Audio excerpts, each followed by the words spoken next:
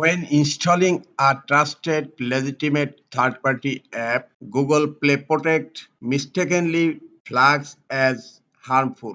At that scenario, you need to temporarily disable Google Play Protect on your Android device. Now I am going to show you how to do this. Open your Google Play Store. On upper right corner, click on your profile icon and then click on Play Protect. And this is the Google Play Protect, and it scans for harmful app on your Android device. Click on gear radio icon on upper right corner.